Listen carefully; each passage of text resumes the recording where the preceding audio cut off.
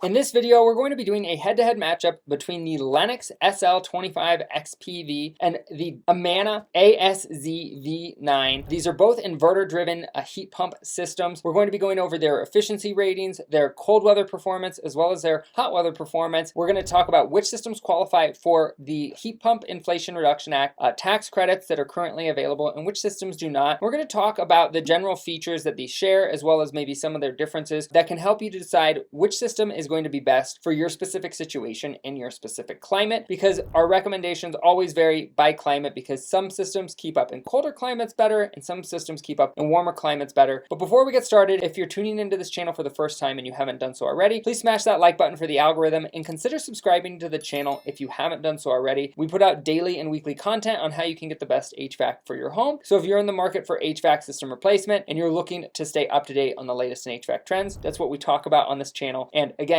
it's a free way you can support the channel and it's much appreciated. So that being said, let's dive in and take a look at the Lennox SL25XPV, and we'll talk about this specific system and what makes it kind of unique. Now, both the systems that we're comparing today, the ASZV9, which is an Amana inverter system, and the SL25XPV, are both top of the line inverter heat pump systems. If you're not familiar with what an inverter heat pump is, an inverter basically ramps up and down along a continuum. That's what makes it a little bit more efficient, or actually a lot more efficient than a traditional single stage system. A single stage system is basically either on or it's off, whereas an inverter driven system like both of these basically ramp up and down along a continuum. So when it first kicks on, this might be running at 10 or 15% capacity, and then it will ramp up to 80% or 70% given the demands of the home, and then it will ramp down slowly based on how it's satisfying the temperature in the home. And the benefit of that is the systems are quieter on startup. They're also a lot more efficient as a result, because rather than kicking on at 100% capacity, they're coming on at a fraction of that capacity. And so typically our customers with these systems will see a savings anywhere between 30 and 50% depending on their specific situation and the system that it's replacing. Now, just to dive into some of the efficiency ratings on these two systems, Lennox actually has the SEER 1 ratings spelled out as well, but we're going to talk about SEER 2 because that's what's relevant today, because all new ratings going forward are based on SEER 2. And the big difference between SEER 2 and SEER 1 is that SEER 2 is based on a 0.5 inches of water column external static pressure, which is a more accurate reflection of what we actually see in the field. That's why SEER 1 was phased out in terms of how they measured systems efficiency, because it was based on lab conditions that we just never see in the field. And so it wasn't really an accurate reflection of how efficient a system truly is, whereas SEER 2 is a little bit more accurate. So this system is up to 23 efficiency on the SEER 2, and the HSPF2, which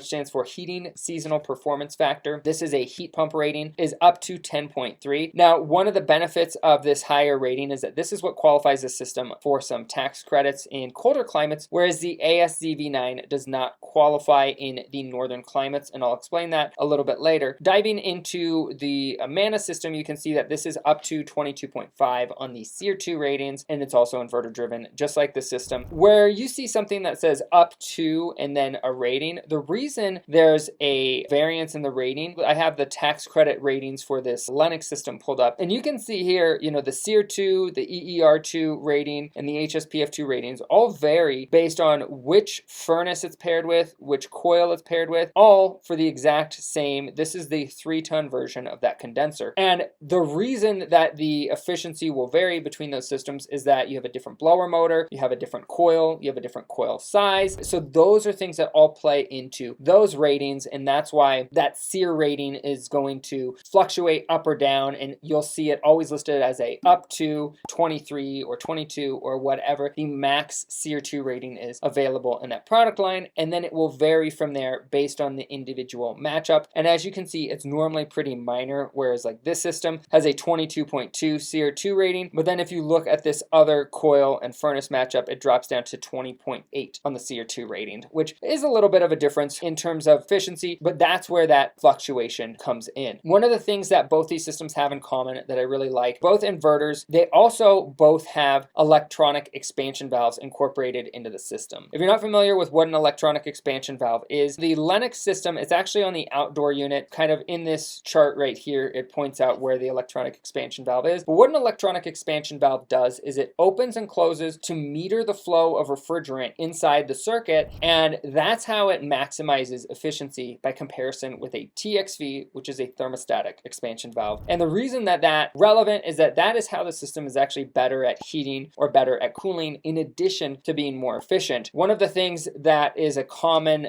point of praise that we get anytime we install inverter systems like the Daikin Fit or any of these particular systems that are inverter driven products is people are always happier with how they perform because they're so much quieter when we install them. And part of that is because of that electronic expansion valve as well as that variable speed compressor, because when they kick on, they're ramping up and down along a continuum rather than just coming on at 100% capacity. So that's part of how these systems are so much quieter by comparison. Now, one thing I want to point out on this particular system is just to do a head-to-head matchup between the decibel ratings. We'll see here that this is the tonnage between the 2-ton all the way up to the 5-ton. The minimum and maximum decibel rating varies from 59, 55, 59, 66, up to a max decibel rating of 75, 74, 71, and 68. How does this compare with the Amana version? Well, the short answer is they're basically identical. If we look at the total unit sound rating on this Amana system, we can see that it's at 68 decibels, 70, 75, and as far as max numbers, and then depending on the octave band spectrum frequency, which all that means is that different decibel ratings at different frequencies, so whether it's high pitched or a different, depending on the frequency of the hertz rating of that, basically it's as low as 45 up to 69, so it's going to fluctuate, and it's going to vary between heating and cooling. As you can see in heating, both these systems, the sound is a little bit more noticeable in heating modes where it's ranging from 55 up to 76. Bottom line is both these systems are basically neck and neck from a sound perspective, and so when they're ramping up to 100% or max capacity, you are going to hear them. It's still probably quieter than what you have in right now, but it's a very efficient system, and 9 times out of 10 it's not going to be running at max capacity, which is the benefit of getting an inverter driven system in the first place. Now, what about tax credits? Which of these systems qualify for the heat pump tax credits that are available right now? Well, if you look at the ASZV9, you can see that right here it says it is tax credit eligible. But what's unique about these two systems is that when a system is tax credit eligible, that just means that it qualifies for a tax credit in one of the regions, but it doesn't mean, unless it says cold climate or has a cold climate designation, then that doesn't mean it's going to qualify for a heat pump tax credit in these northern regions, which the Amana system does not. However, some of the Lennox systems do. And so when you look at this Lennox system, the SL25XPV, you can see it is tax credit eligible as well. So in the cooling regions, basically the 2 through 4 ton versions will qualify. The same is true for the Amana. Right here, you can see the 2 to 4 ton systems qualify. But from a heating perspective, it looks like up to the 3 and 4 ton systems qualify on the heating side of things for the SL25XPV. So if you're in one of these blue states and you are considering either of these two systems and you really wanted to take advantage of that heat pump tax credit, then it might make more sense to go with the Lennox, obviously, because that's going to give you a heat pump tax credit because it meets those cold climate requirements. And if you're curious how to find out whether or not something qualifies, the truth is your contractor should be able to tell you this when you're shopping for the system. But basically, if you click on tax credit eligibility here, it's going to take you to this page that explains the tax rebate and how it works. And then if you click explore models, it's going to take you over here to tax credit eligibility. And basically it will say tax credit eligible in the north, yes. Tax credit eligible in the south, no. This is for that Lennox system. But this is going to vary, as you can see, based on, this is 772 total matchups for this fixed situ model. And so if we wanted to look for systems that qualified in the south, we could go over here to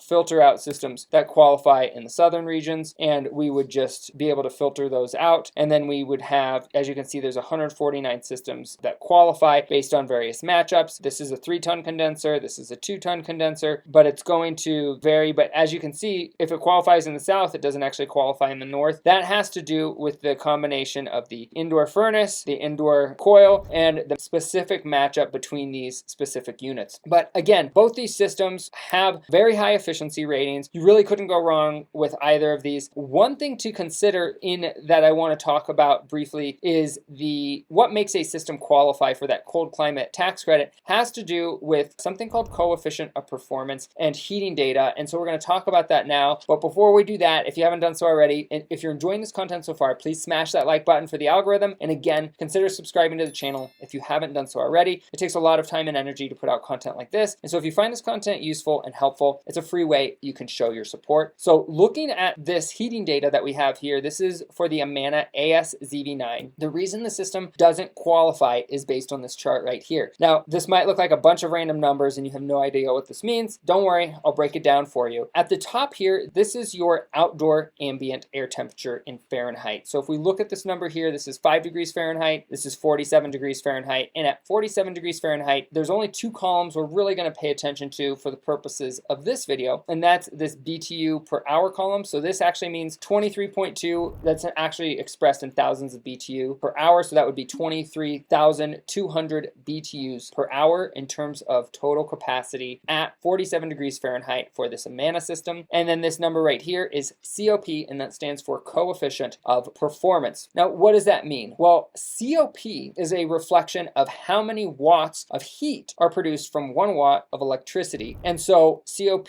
of 3.53 means that for every 1 watt of electricity that this system uses, it produces 3.53 watts of heat at the temperature of 47 degrees Fahrenheit. Now, as you can see, this number changes depending on the outdoor ambient temperature. And when we scroll down to 5 degrees Fahrenheit, what you can see is that the COP drops to 2.2, which is actually pretty efficient because 5 degrees Fahrenheit is still very cold outside. That means the system produces 2.2 watts of heat energy for every 1 watt of electricity consumed. However, what you'll notice is that the capacity drops by nearly 10,000 BTUs. And because the capacity drops below 70% of its rating at 47 degrees Fahrenheit, it does not qualify for that tax credit. And so the Daikin Fit Enhanced, for example, does qualify, and I've done a lot of videos on that one, and so I know this number off the top of my head is right around 16,000 plus BTUs per hour. And because it doesn't drop below that capacity on this 2-ton system, then the Daikin Fit Enhanced or the Amana side discharge system both qualify for that tax credit on a cold climate basis, which you can see if you come over here to look at this ASZV9, you can see that system, that side discharge system, does qualify